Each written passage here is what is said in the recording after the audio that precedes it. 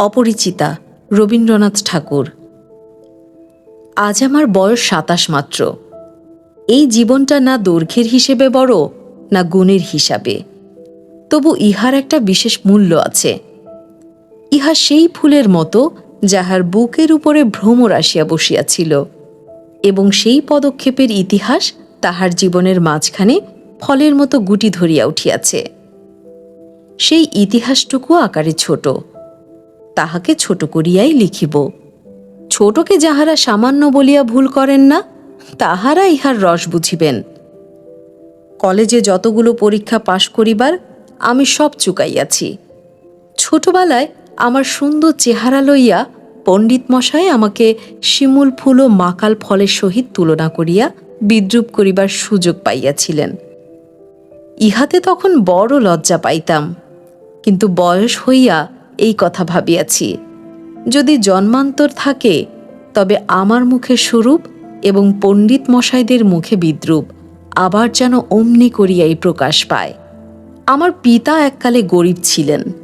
ওকালতি করিয়া তিনি প্রচুর টাকা রোজগার করিয়াছেন। ভোগ করিবার সময় নিমেষমাত্রও পান নাই।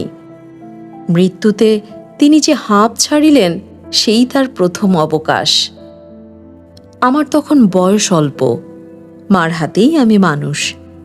মা গরিবের ঘরের মেয়ে, তাই আমরা যে ধনী এই কথা তিনিও ভোলেন না, আমাকেও ভুলিতে দেন না। শিশুকালে আমি কোলে কোলেই মানুষ বোধ করি, সেই জন্য শেষ পর্যন্ত আমার পুরোপুরি বয়সই হইল না। আজও আমাকে দেখিলে মনে হইবে আমি অন্নপূর্ণার কোলে গজাননের ছোট ভাইটি। আমার আসল অভিভাবক আমার মামা। তিনি আমার চেয়ে বড় জোর বছর কয়েক বড়, কিন্তু ফল্গুর বালির মতো তিনি আমাদের সমস্ত সংসারটাকে নিজের অন্তরের মধ্যে শুষিয়া লইয়াছেন। তাহাকে না খুঁড়িয়া এখানকার এক গণ্ডূষ রস পাইবার জো নাই। এই কারণে কোনো কিছুর জন্যই আমাকে কোনো ভাবনা ভাবিতেই হয় না।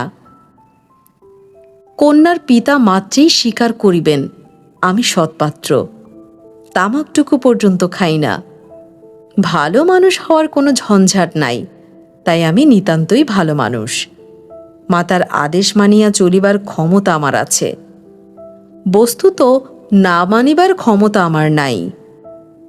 অন্তঃপুরের শাসনে চলিবার মতো করিয়াই আমি প্রস্তুত হইয়াছি। যদি কোনো কন্যা স্বয়ম্বরা হন, তবে এই সুলক্ষণটি স্মরণ রাখিবেন।